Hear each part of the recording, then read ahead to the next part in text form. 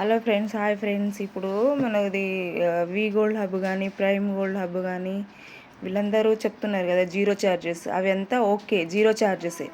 కానీ ఇప్పుడు మనది ఇది వచ్చేసి ఒక అర్ధ తులం ఉందనుకోండి, అంటే 5 గ్రాములు 5 గ్రాముల బంగారాన్ని వాళ్ళు ఇప్పుడు ఇది 916 హాల్ మార్క్ అనుకోండి.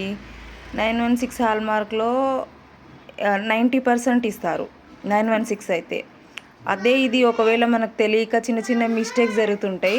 18 క్యారెట్ ఉందనుకోండి, అది 18 క్యారెట్ ఉంటే మనకు తులం లెక్కలో 83% ఇస్తారు. అంటే ఇప్పుడు ఇది అర్ధ తులం ఉందనుకోండి, అర్ధ తులంలో నుంచి ఇప్పుడు తులంలో 83% ఇస్తారంటే అందులో హాఫ్ 41% ఇస్తారు. అంటే నీకు పూర్తిగా అర్ధ తులం 5 గ్రాముల లెక్క ఇవ్వరు, 5 గ్రాముల లెక్క ఇవ్వరు. కాబట్టి అవన్నీ చూసుకొని మీకు నిజంగా ఓకే అయితే, ఎందుకంటే ఇప్పుడు మీరు తులం ఇచ్చినా కూడా అది క్యారెట్ని చూసుకొని మీరు ఒకవేళ 916 అయితేనేమో 90% ఇస్తారు. అంటే మీకు ఒక తులానికి 10% తగ్గుతుంది.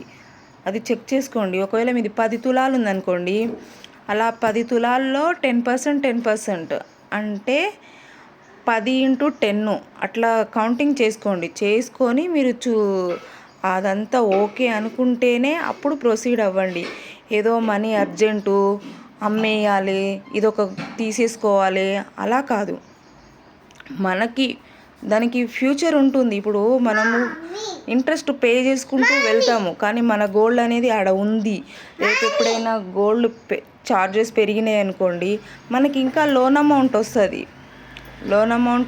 ప్లస్ మనకు ఒక సెక్యూర్ కూడా ఉంటుంది. అంటే నాకు ఏదైనా జరిగితే నాకంటూ కొంచెం గోల్డ్ ఉంది, అది తీసుకో, దాంట్లో డబ్బులన్నీ వస్తాయి. లేదంటే అప్పుడు రేటు పెరిగి ఉందనుకోండి, అప్పుడు మీరు అమ్ముకుంటారు అనుకోండి, అప్పుడు కూడా same as it is cut చేస్తారు, కానీ కొంచెం మనకు ప్రాఫిట్ అనేది ఎక్కువ వస్తుంది కదా.